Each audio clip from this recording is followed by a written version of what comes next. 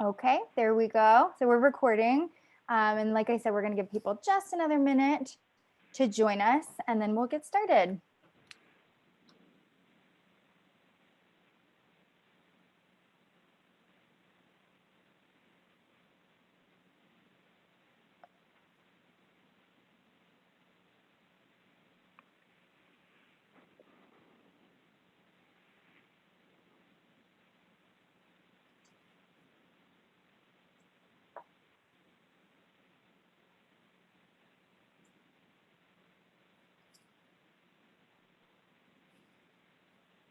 All right, welcome to the folks that just joined in. We have Kenyon Fields ready to talk to everybody, and we're going to get started in another minute or so. A friend of mine, Gary, just jumped on, and he would be appalled that I'm giving people time to jump on. I'm just teasing you, Gary.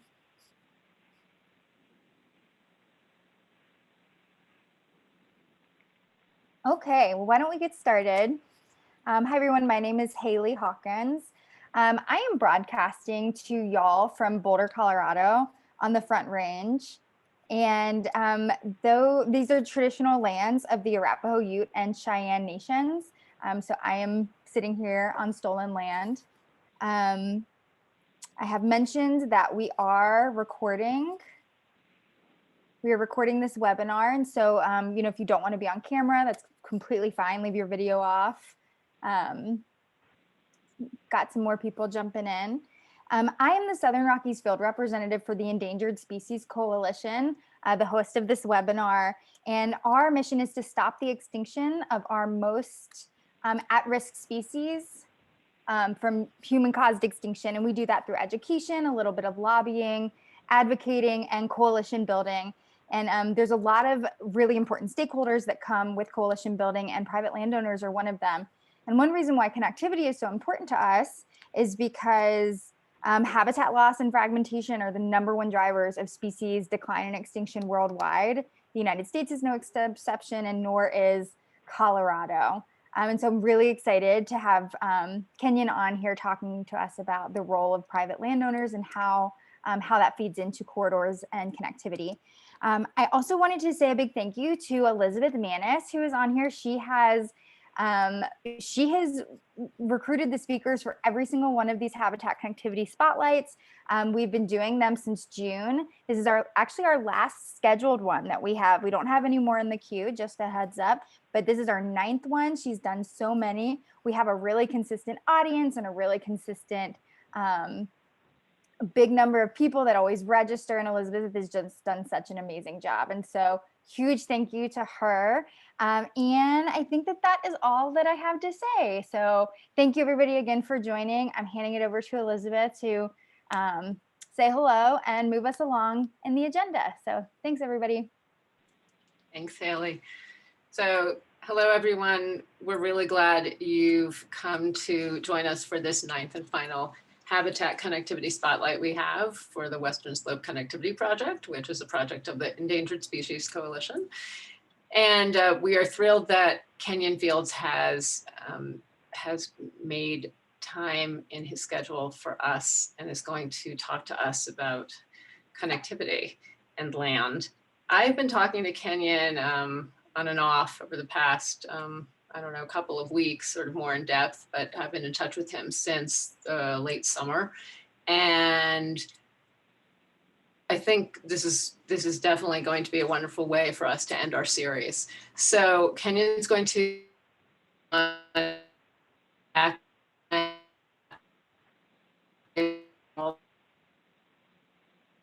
everything else. Stand by, and Kenyon, over to you. Thanks, Elizabeth, and thank you, Haley, as well, for inviting me. I really appreciate the opportunity to speak. I'm sorry I can't do Zoom. We are in a remote location, and the satellite internet won't allow me to do the Zoom thing, so I'm just calling in. And are you on the slide that shows my contact information? Sure am. Okay. So anyone, feel free to reach out to me after this if you have questions. I'm happy to talk.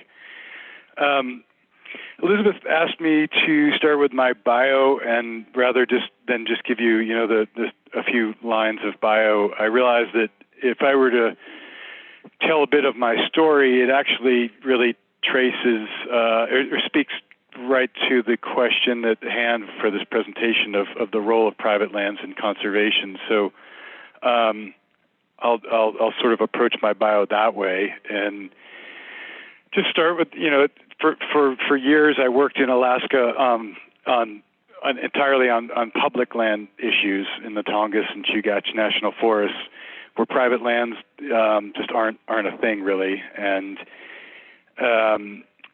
then I eventually took a job with Michael Soule, who's the founder of Conservation Biology, working in the lower 48 primarily, thinking about how to put together networks of connected, protected land across jurisdictions, and just strategizing different ways to accomplish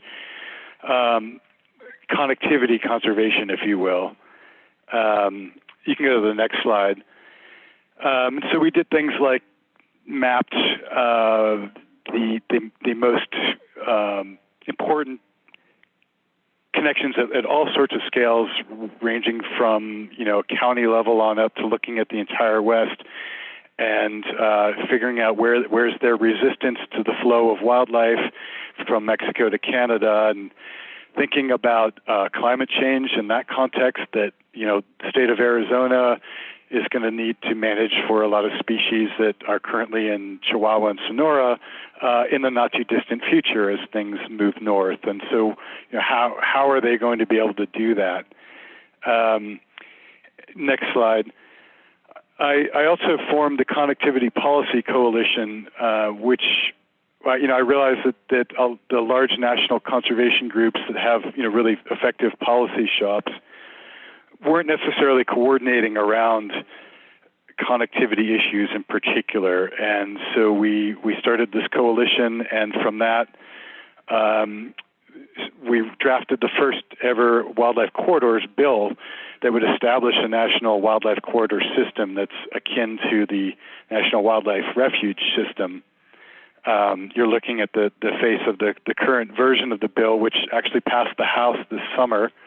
I think it's probably at least 10 years in the making at this point, and might stand a chance in the next couple of years of passing the Senate. We'll see. But it establishes a process where people can petition to have an area designated as a wildlife corridor, and for certain management changes to be made to accommodate whatever the wildlife is that's moving through that area. Next slide. And so the fundamentals behind these approaches to conservation I've just been talking about are typically you have your core area, and then corridors connecting them, or broader linkage zones connecting those cores, and then compatible use areas around that. Now, by core, of course, it doesn't mean the best areas. In fact, the things that are called cores in these conservation networks typically are wilderness areas and national parks, which are permanently protected because they're actually some of the worst habitat in the country, and therefore they were easier to protect, and there weren't people settled in them, and there are a lot of rock and ice and maybe scenic places, but not the most the highest value wildlife habitat. And so, unless you're a wolverine, rock and ice doesn't really cut it. And in fact, it's the compatible use zones that typically are the most valuable. So if you go to the next slide, you're looking at where I'm sitting right now, off to the right under those cliffs. It looks a little whiter than that green there, but so in the distance, the background is a wilderness area in Colorado, the Black Ridge Wilderness, and then off to the left is the Westwater Wilderness Study Area. And it's great that those places are protected, but they're not where I ever see the wildlife. The wildlife live down in our land in the foreground here, where it's irrigated and there's a river that runs through, and there's protection of trees and so forth. And historically, settlers like the folks who settled this place in the 1880s picked these places because they had the same value as the wildlife are after. And it's no surprise that there's thousands of years of sign of habitation in this canyon from the Ute and the Fremont before them, who as well found these to be the most productive lands, not the big wilderness areas. And if the figures are don't quote me on these figures, but because everyone uses slightly different figures, but it's something like roughly 90% of plant and animals listed as threatened or endangered in the United States are on private property, and about half of those listed species spend 80% or more of their time on private property, which is an astonishing fact. And I come from a background of thinking that the conservation opportunities on the land really are in public lands conservation, but the species are typically, again, on private lands. So next slide. Speaking of this particular bit of private lands that we're on here, my wife's family has ranched here for about half a century, raising organic and grass-fed beef. Next slide. The whole place is under conservation easement. Next slide. Kenyon, excuse me, could you tell us where you are exactly too? Yeah, sure. Between Moab and Grand Junction. So it's half in Utah and half in Colorado, roughly. And if you have to go through Colorado National Monument to get here. And we're sort of the blank, I think of it as the blank spot on the map. So the Dolores Triangle and land surrounded by the McInnes Wilderness. Grand Junction and Moab are the nearest towns. So we also, we grow organic hay, and we do a ton of restoration and conservation type activities. If you go to slide 9, one way that ranchers can think of their land is you take the sale of your cattle or the grazing fees you collect from a third party's cattle, the hay sales, and then income from hunting if you have an outfitting operation. And that's the gross domestic product of your ranch. If you go to the next slide, there's another way of thinking about it, and that is the land health, the diversity of the wildlife, the ethos under which the land is being managed, the economic sustainability of it to stay afloat, and to pass it on to the next generation without selling it off to ranchettes. That's a more holistic ranch gross domestic product, and that's how we think here. And we realized, Michael Soule and I, we realized there's a lot of ranchers out there whose orientation is similar. They just, and some are successfully doing what they're doing. Others are really struggling to keep the place afloat and to have the time and money to do any sort of restoration or conservation. And so I started hosting meetings of, well-regarded ranchers. And I'll talk a little bit later about what emerged from that, but it was basically the Western Landowners Alliance. Of course, the most important thing to me that emerged from that was that I met my wife as one of those progressive ranchers that someone told me to talk to, and we quickly married, and I had the fortune of moving to this spectacular ranch. But going to the next slide, one of the cool things for me with my background is that this ranch is one big wildlife corridor. We go from about 10,000 feet at the end of the Uncompahgre Plateau down to 4,000 feet along the Colorado River in Utah. And every fall, hundreds and hundreds of deer and elk come down and set up camp in the hay fields in front of our house. and then eventually migrate down to our hay farm on the Colorado River. If you go to the next slide, you can see in the foreground is one of our pivots along the Colorado River, and in the background is wilderness, is the McInnes Wilderness. If you were an elk, where would you be? Right? If you go to the next slide,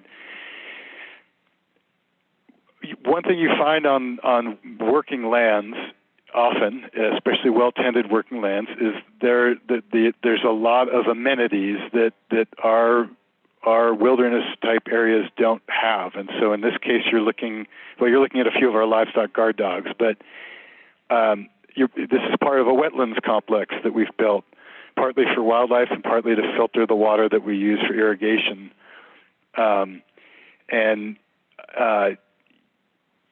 Between the crops we're growing, the water we're moving, it's a oasis for wildlife. Next slide. And I used to think hay fields, for example, were biological deserts, that just got mowed down. There were single species or only a few species that are mowed a few times a year. And yet now that I live here and look out at hay fields all the time, it's amazing how much habitat it provides for critters. And I noticed somebody asked a question sent in a question beforehand about, about pocket gophers. The question was, do you have any advice on how to balance pest control, example, pocket gophers, with the need for habitat restoration and preservation? So we have a manual or a vision document on our ranch that we have every employee read and sign up for. And one of the things it says is there's no such thing as vermin or pests. Everything has a reason to be here. And it's up to us with the big brains to figure out how to live with them or to manage them well. And so we don't allow people to just shoot coyotes or pocket gophers. And what's in the mouth of that coyote there is a pocket gopher. Just in this week alone, I've watched 2 bobcats, a pair of coyotes, golden eagles, a harrier, a peregrine falcon, all feeding on pocket gophers in the field in front of the house. It's amazing what these fields can actually offer. And well, anyway, I'll stop there. So go to the next slide. You see a typical Western landscape where there's all these checkerboards and mishmash of state, private, federal lands. In the next slide, here's a real example of our ranch. The lighter colored boxes being private lands, and the sort of yellowish color is BLM land. And this is insanity. It makes absolutely no sense at all. John Wesley Powell once warned us against dividing up the land by squares and straight lines and said, nature's squiggly, you shouldn't do that. But here we are. So, everyone loses. The public loses when land management is blocked up like this, and we lose because people cut our fences to try to access the landlocked public lands, and it's just not a great idea. So it really requires thinking across jurisdictions if you want to do something like manage a wildlife corridor. So next slide. So typically what happens is if someone, let's say some scientists or NGOs say, hey, there's this pronghorn migration or some important wildlife, asset, a corridor moving across this landscape, they map it. And next slide, you'll see the threats are identified, energy development, maybe it's overgrazing or fences or roads or whatever. Next slide. The plans are developed by these agencies and NGOs for changes that could be made to protect that corridor. And next, lo and behold, ranchers and the energy industry end up protesting those plans, and things end up in court or whatever. And it's like, well, of course they did, because they weren't invited to the table. And so next slide, there's a question, well, what if instead we start identifying why wildlife are passing through this swath of land in the first place. Next slide. So in other words, what's going right here? You know, is it good feed? Is it safety from hunting? Is it, you know, what is it? So next slide, you'll see, you know, here's a bunch of elk intermixed with our cattle in our hay field. Or next slide, cattle, or this is deer up against our tractor barn. Next slide. What are we raising here? Is it cattle or is it deer? I mean, in the background, you see deer. In the foreground, it's deer. In the middle, it's obviously not our whole herd. But these are kind of the proportions in the fall and then again in the spring when the wildlife come back through. Next slide. So whether it's bear feeding on alfalfa at night, next, I mentioned bobcats hunting pocket gophers in the fields. Next. Next, here's bald eagle nesting. We have three of the states of the state of Utah's. I think it's only 5 or 6 known nesting bald eagle sites along our Colorado hay farm. So next slide. Why are all those critters here? They're here because something's going right. That's a herd of elk in the distance there. So yes, we're raising cattle, we're mowing down hay, you know, we're working the land, but it's supporting a lot of creatures. So if you go to the next slide, rather than think about what are all the activities we should stop in order to protect the wildlife corridor, we can think about how do we support what's actually going well. So can we provide technical assistance and funding to landowners to do good habitat treatments on the land? Can we provide regulatory assurances to landowners that try to do, you know, good things? Can we make it? Or I'll give you a concrete example of. Actually, I'll hold on that. So next slide. There's what can make it be positive to be on the map? Like how do you excite a landowner? We thought about this a lot when we were drafting the wildlife corridor bill. You know, you want if somebody draws a line around an area and a private landowner sees that they're within that boundary, they need to be excited, not scared that something's going to take their property rights away or shut down their activity. So they need to, you know, maybe be eligible for certain types of funding, or again, you know, maybe it's just technical assistance. They need, you know, this idea of habitat leases where someone like us is compensated for the habitat values we're providing. So these elk and deer are slaughtering our hay crop and competing with our cattle, and some ranchers shoot in the air and haze them and chase them off. Well, we let them hang out here because this is their traditional corridor. It's just a money loser for us. We can make it, but a lot of people can't make that choice. And you know, is there some way to say, hey, you're doing a good job providing habitat. Let's, you know, for a public resource, let's compensate you some way or another. You can skip the next slide. So going to this game, the next slide is a game camera image of a few elk and then a couple sage grouse on a lek on our high country. You know, here's a concrete example. The Gunnison sage grouse was going to be likely to be put on the endangered species list.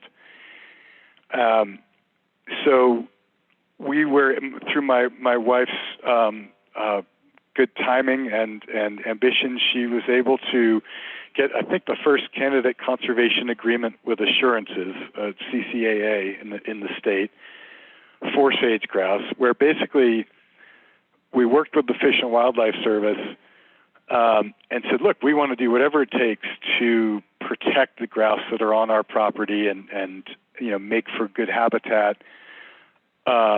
And the government offers through these CCAAs, we'll give you the assurance that that if it ends up getting listed, you won't be affected so long as you agree to do X, Y, and Z. And so we worked out a deal with them, and it led to changing some of the timing of our grazing. It led to doing some habitat treatments. It led to us saying, yes, you can put up cameras and reintroduce birds on the place. And then we ended up getting hired as the contractor to do a lot of these habitat treatments. So we actually made money in the process. It's like that is the carrot approach. That gets landowners excited to be part of a conservation program versus fearing the black helicopters of the government and the NGOs and the enviros, breathing down our necks. And, it flips it on its head. And, unfortunately, the Gunnison grouse ended up on the threatened list. But we got a call the day before, or I guess the morning of the announcement before it was made public. We got a call from Parks and Wildlife saying, hey, just want to give you a heads up. The bird's going to have to be listed, but nothing's going to change on your ranch. Thanks for doing your part. So you can go to the next slide.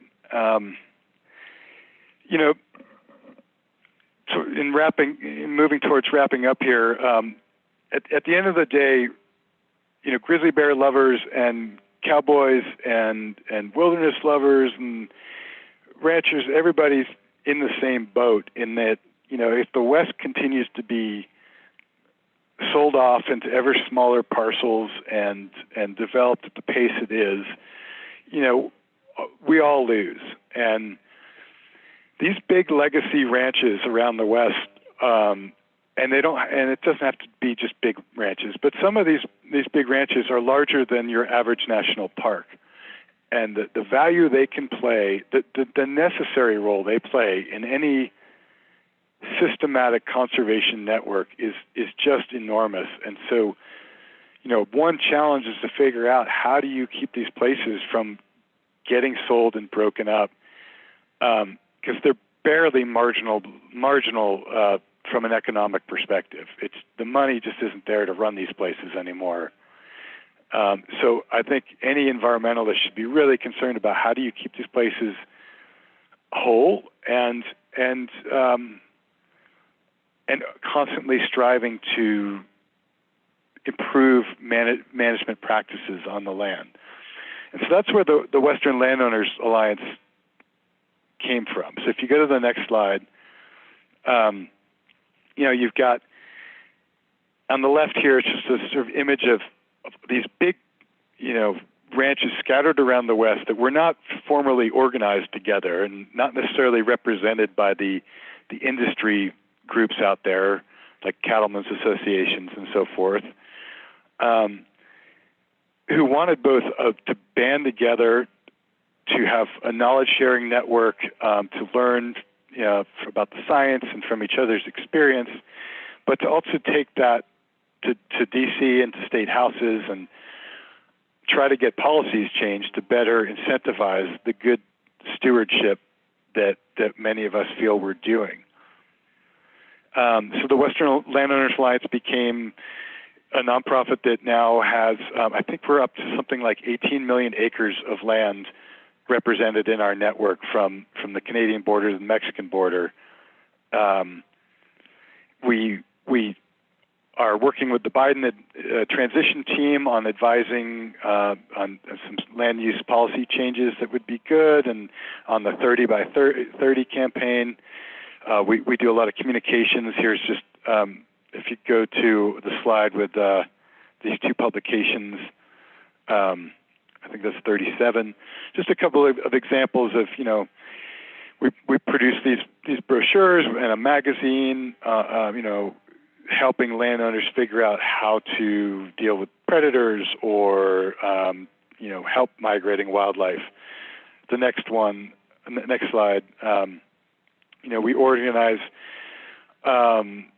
symposia around, let's say, in this case, the greater Yellowstone ecosystem for all the ranchers who are just outside the park, and how do we collectively manage these landscapes and not have abrupt changes at these borders that deer and elk don't observe, for example. So just to wrap up here, the next slide, one way I think about it is we're not managing lands and wildlife so much as we're managing people's impact on lands and wildlife. And the love of nature can have a really heavy impact as much as a tractor can. And when you look at these jammed parking lots and people heading farther and farther into the hills with their GPS devices and whatnot, allowing them to go kind of anywhere, we can love nature to death too, and at the same time, working lands can have a really positive impact on nature, which I think is not fully appreciated. So with that, you can go to the next slide. There's some more contact information for the Landowners Alliance, but also to reach me personally. I'll start. I have a list of questions here that people submitted beforehand, and maybe I'll try to knock a few of those off and then go more to open questions. That sounds good. Kenyon, could I ask if you could begin with a question that came from Chris Canale of the Sunless Valley Ecosystem Council, but it's also been echoed by a couple of other people in the chat, talking about how private lands connectivity plays a role with the proposed 30 by 30 legislation and what WLA is advising. Yeah, that's kind of a perfect first question. So our executive director, well, one of the cool things about the Western Landowners Alliance, if I may just put a plug in there for a moment, is that we're confusingly centrist in that we're not an environmental group, we're not an industry organization, we are landowners, large and small, scattered all around the West, and with a real variety of perspectives, and that what that means is that we're not intimidating, and we don't file lawsuits, and we don't berate politicians, and so we found we get invited a lot to provide our opinion on matters like endangered species or 30 by 30 or whatever it is, and so we've been invited by the transition team and spent a lot of time with them on priorities, and our executive director Leslie Allison has been making the case that 30 by 30 is only possible with these private lands. We've already protected the easiest and best to protect parts of the federal state, generally speaking, not exactly, but by and large, and what remains is either controversial and going to be hard to protect, or it just doesn't offer a whole lot of value. And so if you're just both if you're just looking from the acreage perspective, but also the value of those acres, you need private lands to be part of that mix, and that's not necessarily going to mean it's all under conservation easement or it's stamped with like a wildlife refuge title or something. It might still be working lands, but the federal government can do a lot to incentivize good, effective stewardship on these lands. Again, serving the greater jigsaw puzzle that I've tried to explain through my presentation. And I hope that answers that question. I think it does. I'm going to drop in the chat too the relevant statement about what the 30 and the 30 relate to. Sorry, explain what the 30. So it's 30% of the country protected by the year 2030. E.O. Wilson and others, Michael Soule, who I mentioned, have called for, the phrase is nature needs half. The science without argument, the science pretty much shows that we need more than 30%. If we especially with the stresses of adaptation upon us now because of climate disruption. We need to protect ideally 50% of the land. Of course, how you define protect, is an important nuance. But most feel that's politically unrealistic, and so there's a big drive to try to get somewhere near 30 by in the next 10 years. Okay. Good. One other question, let's see, was what state and federal policies are needed to enhance private lands conservation for migratory corridors? I think I've sort of answered that. For starters, we don't even have a mechanism on the books the way we do for a wilderness area or a wildlife refuge or whatever to petition the government to protect a wildlife corridor. It's all been sort of, there are basically very few that are actually even acknowledged formally, and it's been a one-off process every time. And so this corridor bill is to establish a formal procedure for doing it that could then be modeled by state lands as well, or state entities. But, you also need policies that incentivize good stewardship, whereas there's a lot of really arcane or backwards policies in place, or one regulatory body is at odds with another regulatory body within the same state. So, for example, a wildlife division officer may say, "Hey, we'd like you to, voluntarily not graze your sheep up in this particular elevation band because they're interfering with bighorn sheep, wild sheep." And so the landowner says, "Okay, I'll do that." And then the tax assessor from that same state comes along, slaps them with a higher tax bill because they're not using that land anymore. You hear stories about that sort of thing a lot. We here would love to let some of our water run downstream and not use it for irrigation at our own jeopardy, just so that the wildlife can stay down in the lower canyon for longer in the year as the snow melt runs out. But we can't, because the water commission will come and say, we're going to give your water to the other users because you're not putting it to beneficial use. I could do a whole presentation on backwards disincentive laws, policies, whatever like that interfere with good stewardship in general and specific to migratory corridors. It's all part of the same package. We need to have a mindset that allows for greater flexibility and cross jurisdictional stewardship if we're going to get serious about wildlife corridors. Okay. There was a question about the percentage of livestock producers that are genuinely concerned about wildlife issues. You have to define what you mean by livestock producers. There are very different demographics at play there. The West is rapidly changing. You have hedge fund people from major cities moving and buying huge ranches and running livestock, not necessarily because they need to make the money. In fact, they might well be losing money on livestock, but it keeps their taxes low and they like the aesthetic of it or the Western feel. You have others that for whom cattle are just a pure commodity and they spend most of their time in feedlots and it's corporatized and there's not a whole lot of apparent land, stewardship goals happening there.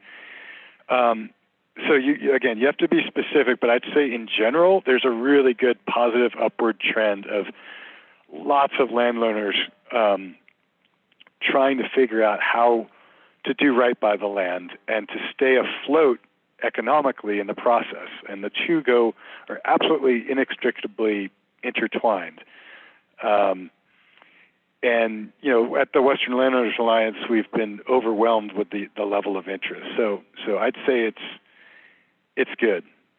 One thing that's scary is that, again, don't quote me on the numbers, but something like 60 or 70% of landowners are going to be are entering retirement age in the next handful of years. So unless the next generation is ready to step up, we're seeing a ton of places enter the real estate market, and who knows what's going to happen to them. Yes. Kenyon, I'm going to step in here just because some questions are coming across the transom, and a few of them actually are expanding upon questions that were submitted ahead of time. So if it's okay with you, I'm going to kind of quarterback or whatever that term is. Ava Philippus, do you use mute the question? If you're, or I can read it too. Yeah, you can read it. That's fine. Okay. Okay. So Ava Philippus, I'm probably mispronouncing that. Excuse me if I am. Okay. So the question is, how large do the private lands need to be to really make a difference? My family, Ava's family, has about 22 acres along a river tributary in Oregon, mostly not along the river. Is it worth trying to tie that into anything? All the adjoining properties are private with houses. It's primarily forested property. Or is it better to give to an organization? What do you say, Kenyon? That's a great question. And in founding the Landowner Alliance, we had a vibrant discussion about, do we have an acreage cap? Just so that we're all speaking the same language. You know, does it have to be landowners who are in the thousands, or what do we do? And we ended up saying no. It's anyone who's interested, and for sure, someone that has a 1 million acre ranch is thinking about different things than someone who has 20 acres on the day-to-day, but it all matters. And I think the best answer I can give you to your question is, the last time I was down in town, I was driving through what used to be extensive hayfields and grazing land that is now this pop-up neighborhood overnight, and which is happening all over the West. And there was one lot left. I don't know why that family hasn't sold out or what, but there was this patch of, I don't know, 20, 30, 40 acres surrounded by all these developments going in. And it was amazing how many geese were flying overhead and circling, and how many were on the ground. I saw all sorts of ravens. I saw golden eagle. I could see prairie dogs running left and right. It's like, that's the one place they had left. And it matters incredibly much to them. And then if you can find another 20, 30, 40 acres nearby, and, or get the city to buy, that lot when it comes up for sale and make it an open space, and you can figure out how to connect a few open spaces with a few remaining lots. That might be how critters get from one side of a town to across to that national forest or whatever that's off in the distance. It all adds up. Okay. All right. That makes sense. Ava Philippus, does that answer your question? Well, part of it, where our family's trying to decide if we should donate this property to, some kind of wildlife or land trust versus keeping it ourselves and trying to do something with it. In your experience, is it worthwhile to donate those lands to, say, the Nature Conservancy, or is it better to just try to manage it oneself? It depends. You could put an easement on it and reduce your tax burden, and know that even if the property changes hands, it's not going to be developed if that's the stipulation of the easement. And then, or you can bequest it to the Nature Conservancy. But if you enjoy having the land and you like the management, the feeling of managing lands, but you just want to know that it's going to stay, as is forever, then it's a perfect candidate for a conservation easement. Okay. And honestly, the Nature Conservancy's it's not perfect. It's got its great elements. It's a big entity, and sometimes when people give lands to universities, to a large conservation group with good intent, those organizations might not have the bandwidth or the attention to spend on a small piece of property, and if you do an easement, you're controlling its destiny more. Okay, well, I think we should move forward just because we have a few more questions, but Ava Philippus, if you'd like to get in touch with Kenyon Fields afterwards, as he said, you're able to. I'd like to open the mic up to Reyes Garcia. Reyes, would you like to ask your question, or would you like me to ask it for you? You're asking, good. You can read it for me. It'll be accurate. Can you hear me? I can hear you. I can't hear anybody else. Elizabeth, it I'm looks like sorry, you're I'm unmuted. muted. I'm unmuted. Reyes Garcia owns a ranch, Garcia Ranch, or ranches, Reyes, in the San Luis Valley. His question is, besides putting Garcia ranches in conservation easements and forbidding hunting, what else can I do to create corridors? So my question, if I could continue that, is how can I get my neighbors up and down the river to do what I've done? There are some conservation easements on the Conejos River, but I think maybe only a couple of more. There are a lot on the Rio Grande, which runs down the middle of the San Luis Valley, by Alamosa, et cetera. I'm down by Antonito. Okay. And, but a lot of my rancher friends and relatives are not that interested in, like conservation easements. Although one of my cousins contacted me, and a neighbor contacted me, and they did sell and conservation easements. And also my friend and neighbor John Salazar, the brother of Secretary Ken Right. Salazar, put his ranch in a conservation easement. So it's a trend, but is there an organization, an overarching kind of networking that I could tap into along with my neighbors and friends who are interested in all of this? Sure. Okay. So there's a few things there. For starters, I wish my wife could answer this question, because she and her mother effectively started the local land trust where we are at decades ago, because they wanted to put easements on the ranch and there wasn't a land trust around to do it. And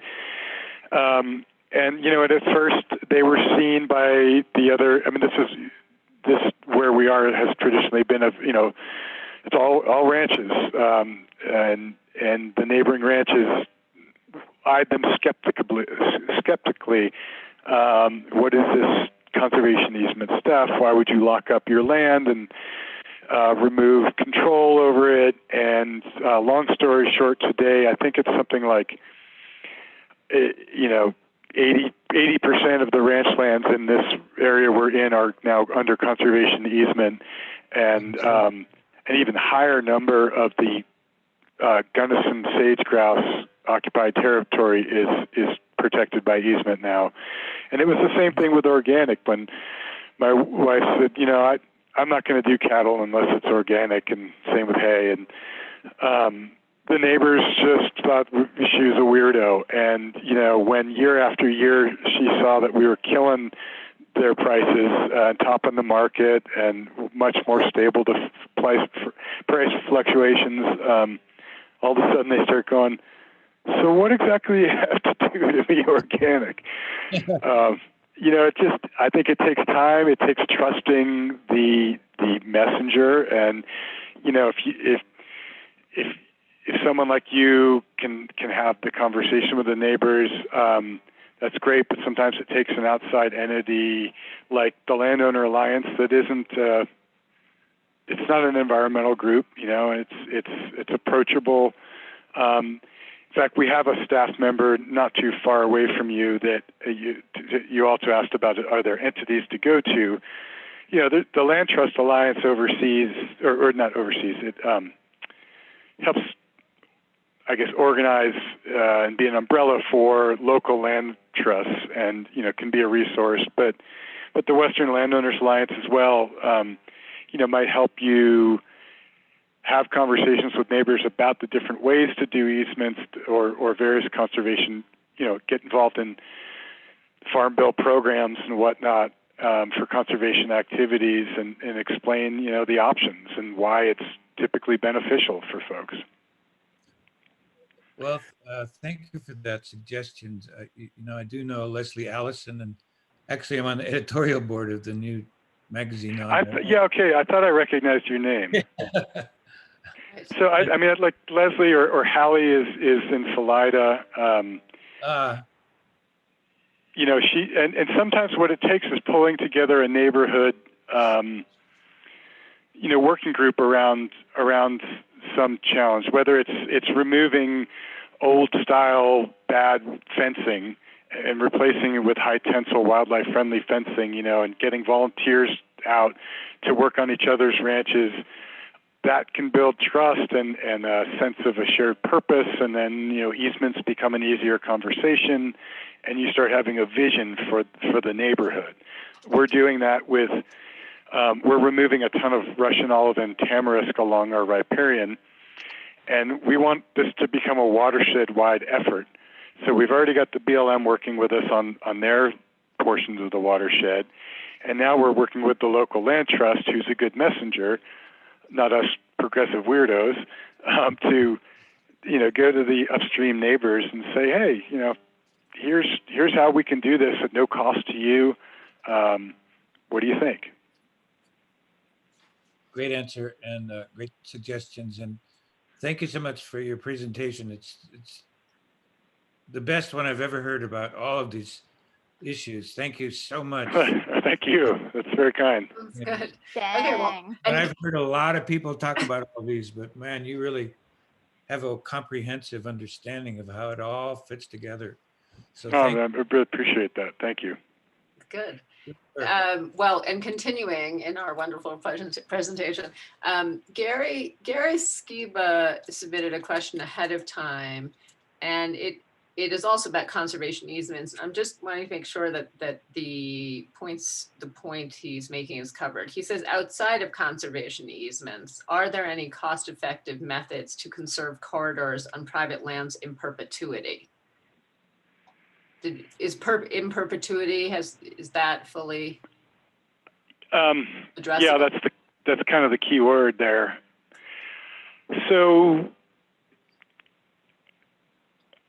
to preserve private lands in perpetuity, the only two things I can think of that would still keep it private are easements, or some people use operating foundations as a structure that, if smartly done, can allow the family or the landowner to still have, to still live there and maybe operate.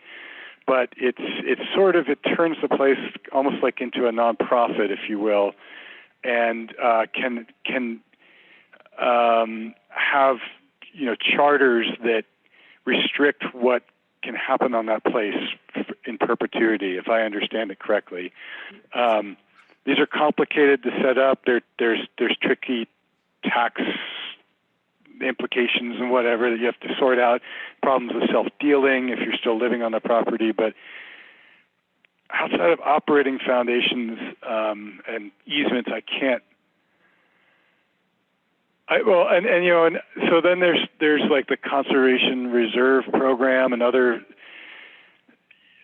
strategies nested within the Farm Bill where it's not perpetuity, but a farmer might be paid with public funds to not till a prairie for a 30-year contract or 15-year contract or something like that.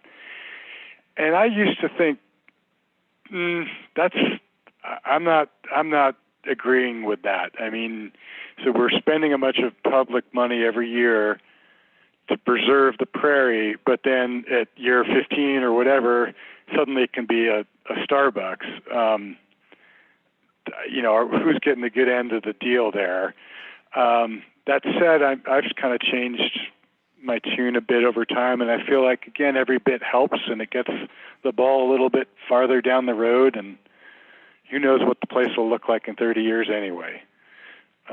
It's not perpetuity, but those are, those sort of long-term stewardship contracts can help.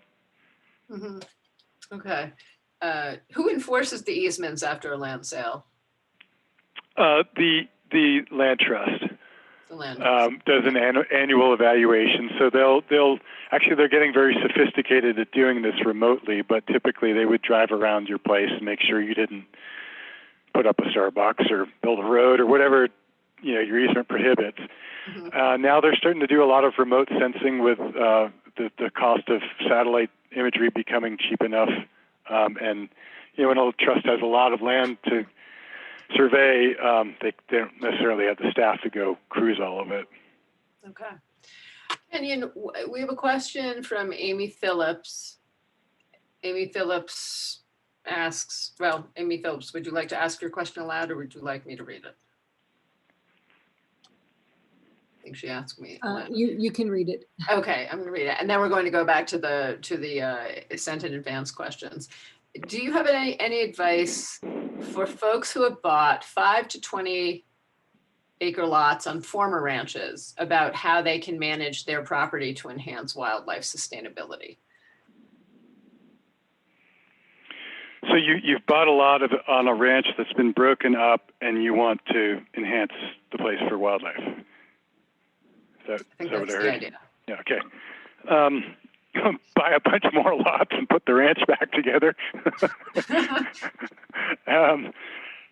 Again, thinking about the neighborhood conversation, you can do a lot of great stuff on your square, and if not good stuff's happening all around you, it's going to limit your potential. And so I think starting to get to have a neighborhood vision for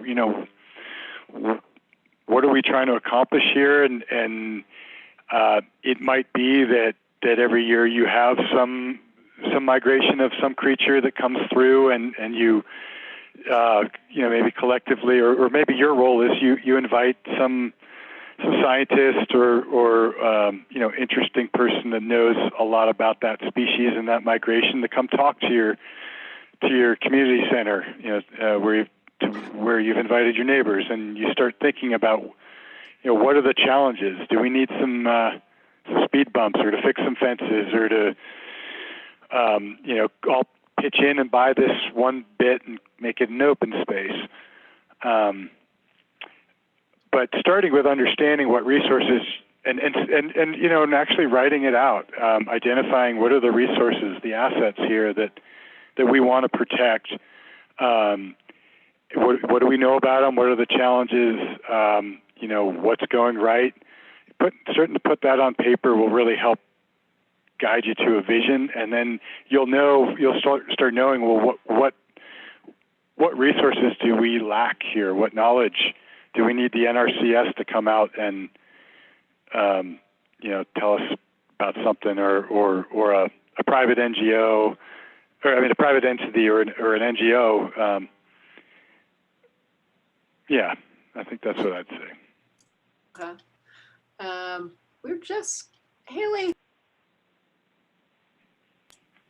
Haley, I'm going to ask you to step in just to note our time. Yeah, thanks, Elizabeth. So it is 7:29, and I do believe we advertised this webinar to go until 7:30. However, Kenyon has graciously mentioned that he's not in a rush tonight and that he can stick around for some extra time for some questions. So if folks want to stay with us and address a few more questions we have, awesome. If you have to go, we totally respect that. It's dinner time.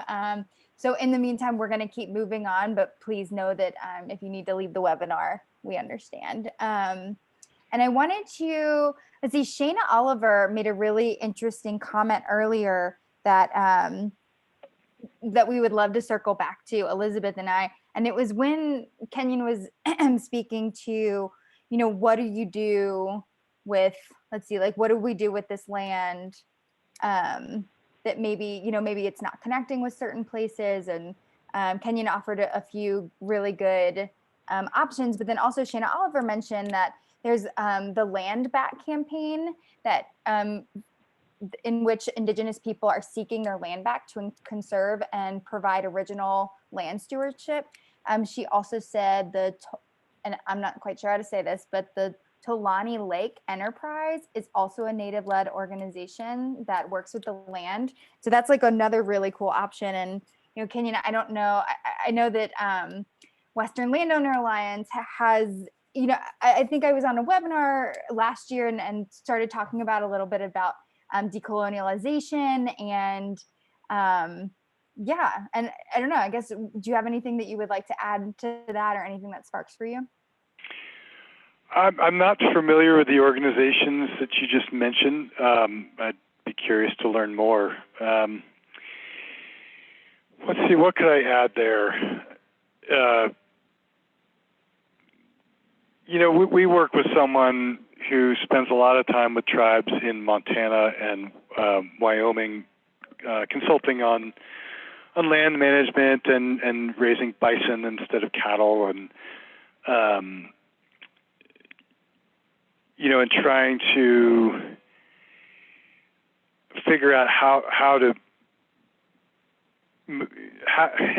tribes are complicated entities structurally, and it requires a whole nother level of knowledge and personal connections and familiarity with the structuring you can't just have a parallel conversation, is my experience, as you would with someone who's dealing like we are with private land and then BLM and Forest Service or whatever. But anyway, I know there are lots of actors within these tribal structures who are trying to come up with the sort of collective visions that I've spoken about in this talk for management of either land and or a herd that's a collective herd. And there's cool stuff afoot out there, but I just don't know, you know, the specific organizations that aren't tribal entities, tribal governments themselves, like the ones mentioned. Yeah, thank you. I think that makes a lot of sense. It's like, especially considering that tribal nations are like, they're sovereign nations. I mean, they're essentially different. They should be and are, in terms of how the treaties were written, they're like their own country. And so I definitely make sense that it would be really complicated to work with that. And, you know, as we talk about like private land, there is a lot wrapped up in that around, you know, indigenous ownership or like even the word ownership is incorrect with some tribal nations. But so awesome. Well, thank you for your thoughts on that. And thank you to Shana for bringing that up. Elizabeth, Yes. do you have anything to add or? Yeah, thanks, Haley. We do. So Kenyon, a woman named, of course, I'm going through my list here. There's a question about how you see things going in regenerative farming practices in Colorado. Deb Hendrickson asks, do you see or sense progressive movement toward regenerative farming practices in Colorado? And do oil and gas leases on farmland obstruct this? Interesting question. Interesting combination of questions.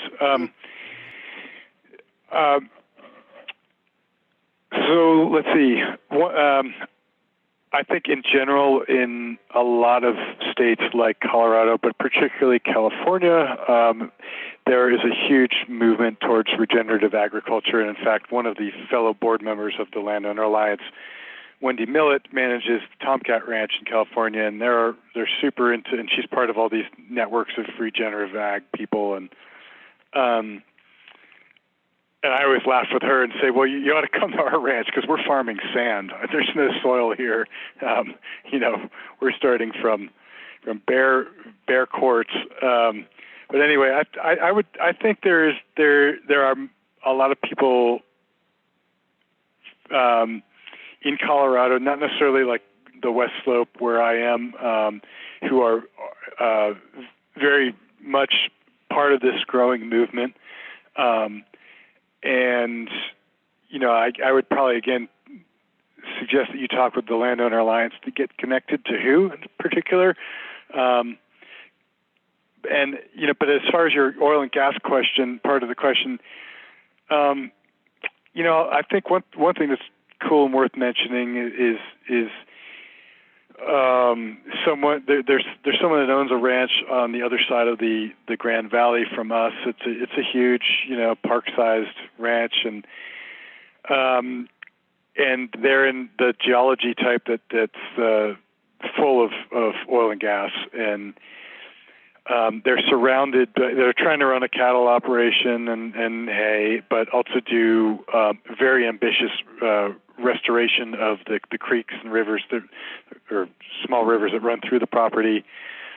Do all sorts of studies about the wildlife. They're, you know, really trying anything that's sort of these progressive practices and studies. But they're surrounded by Encana and Chevron and you know, all this drilling. And long story short, the owners worked out a deal, knowing that they'll never have the money to pay to keep that ranch the sort of living laboratory they want it to be for progressive practices.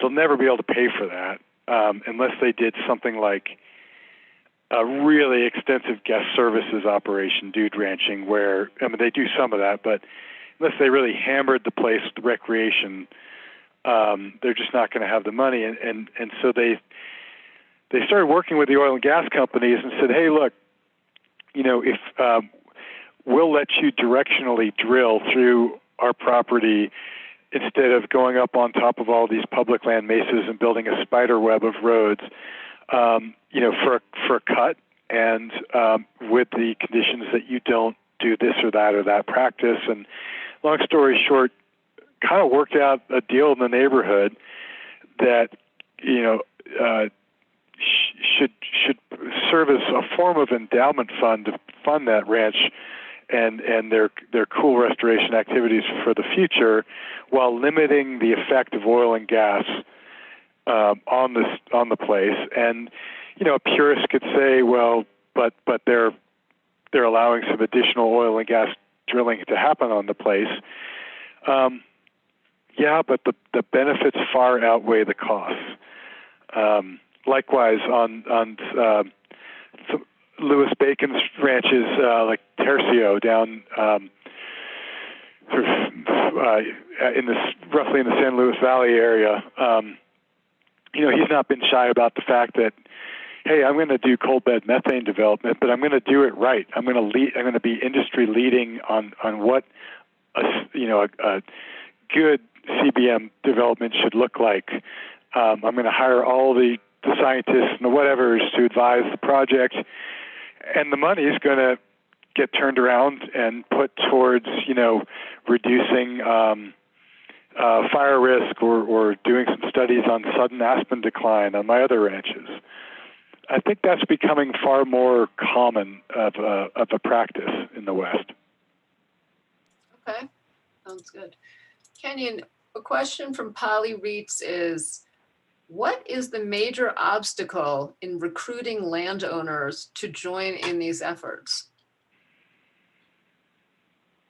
These efforts not being specifically regenerative farming practices, but your, you know, the WLA's kinds of efforts and connectivity efforts. Yeah. I think it's some version of what's in it for me. What would I get out of it? Why would I join? I'm having a hard enough time, you know, paying for that new tractor or you know, the property taxes and liabilities and whatever's, and the cattle market's terrible. Why would I already get up at 4. My knees hurt. Why would I take on more work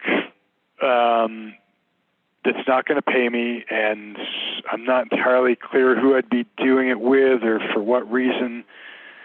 There's a lot of that, understandably, out there. And, you know, the approach then that we tend to take is a lot of, if someone is getting up at 4 a.m. and busting their knees every day, they love that land in some way, shape, or form. It matters to them. And they might see it through different eyes than you do, but there's something that we share in common there about that love of the land. And sometimes it's simply a matter of saying, you know, it's getting involved in these sorts of actions that we're talking about doesn't necessarily mean you're going to lose your rights. It doesn't mean it's going to cost you money necessarily. It might not even cost you much time. Just talk with me for a bit, and let me give you some examples of how it's worked up the road, and you know, come to a workshop and meet some of the people that are doing it. And that's one of the things the Alliance does is just have these neighborhood workshops. And let's all go kick some dirt and say, yeah, we tried building wetlands and it was a total flop because we didn't do this, and this, and now you'll know better when you try to do yours. And here's where to get some funding for it and whatever. I think the more people are exposed like that, particularly through people that they might trust, which most often is not environmentalists. You know, there's definitely a mistrust, generally speaking, not with everyone, but you know, being exposed in the right way to the right people, you know, you slowly chip away at that lack of willingness. Okay, that sounds good.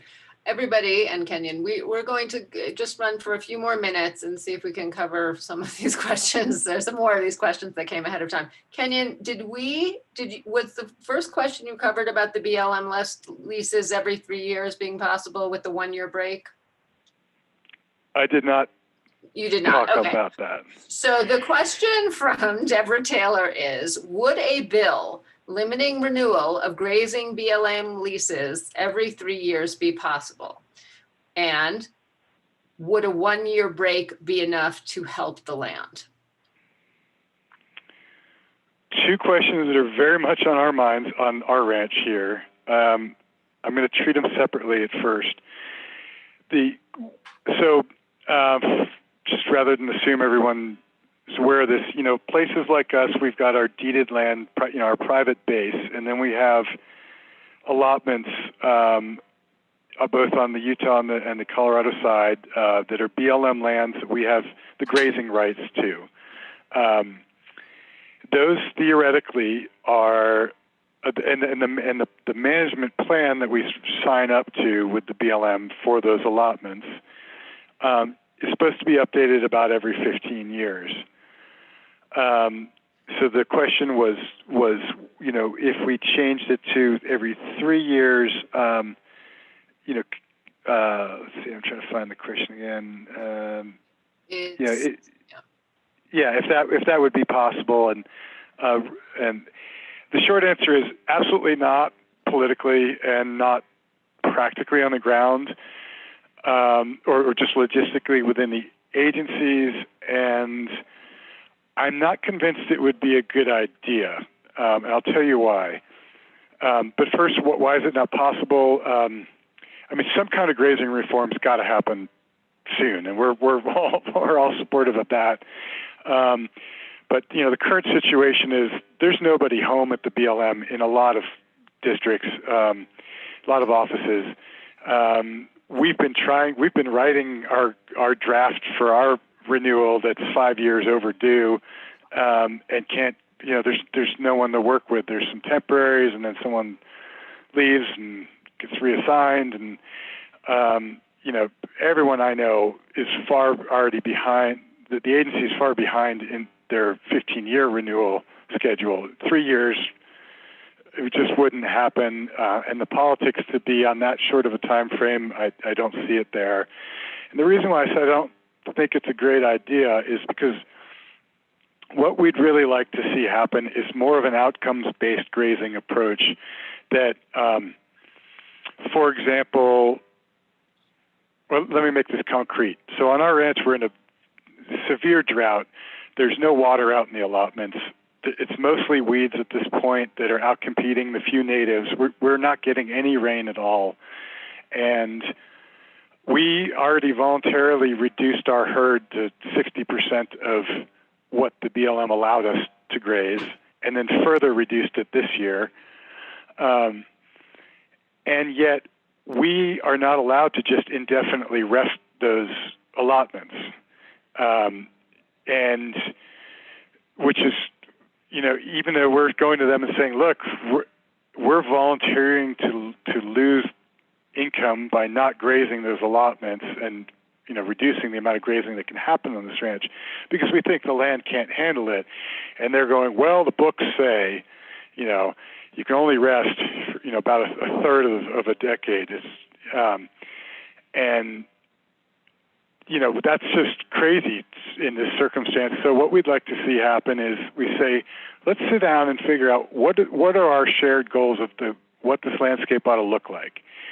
We want to see, you know, 40% less bare ground cover. We want to see X percentage of, you know, native plants in this suite of diversity, et cetera.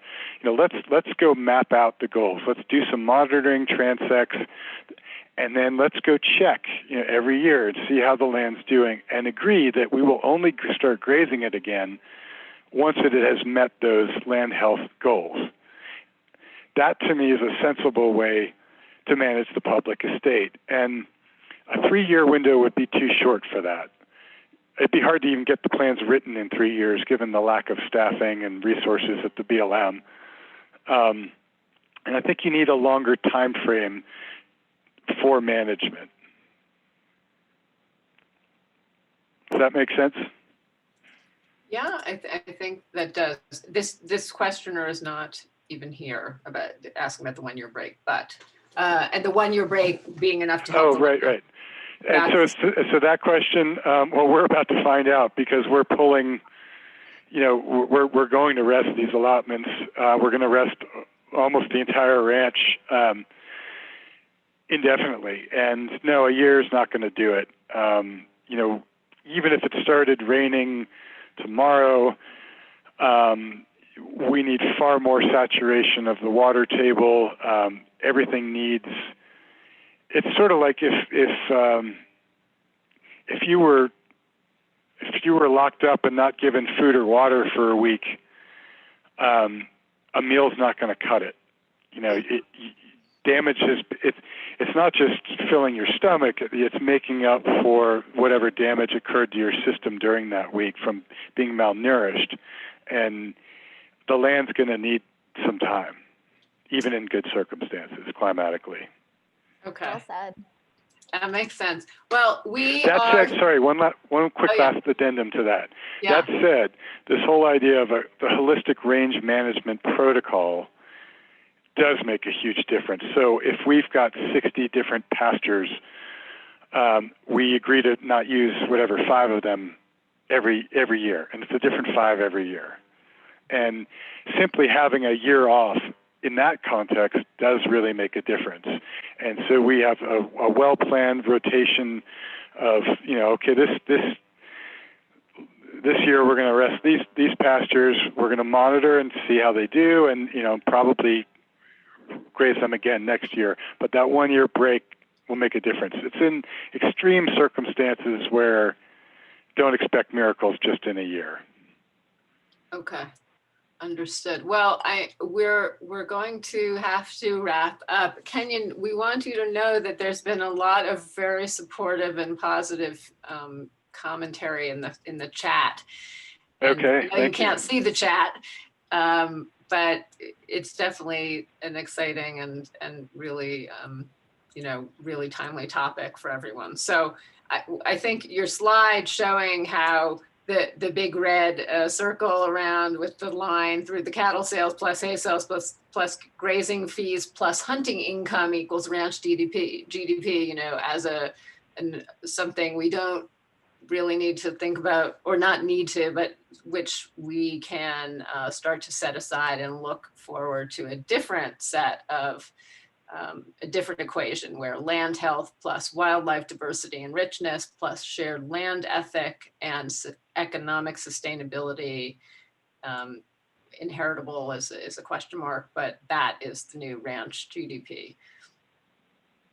Good. Well, I'm glad that did something for you. Is that, I know that's a bit linear, all spelled out. Anyway, there's lots of praise in the chat. And everyone, I didn't say this at the beginning, but Kenyon is also a photographer. And so a lot of what he talks about actually then has visual backup, if that's a good word. It's probably not the best word. Anyway, we're so glad that he's able to join us from his ranch. And if we did not get to your question, we will make every attempt to make sure that it gets answered. If you'd like to email us again afterwards, but we'll reach out as well. And yeah, feel free to reach out directly to me, and happy to do what I can. Yes. Okay, good. So we have your information, and I think we'll call it a night now, and in our minds say goodnight to the animals roaming across whatever lands they're roaming across, or flying across, or crawling across. Thank you so much, Kenyon. And thanks to your wife too for taking care of that land so well. Thank you for your comments, and it's an honor to have the opportunity to try. Thanks so much, Kenyon. All right. Good night, everybody. Good night, Kenyon. Thanks again.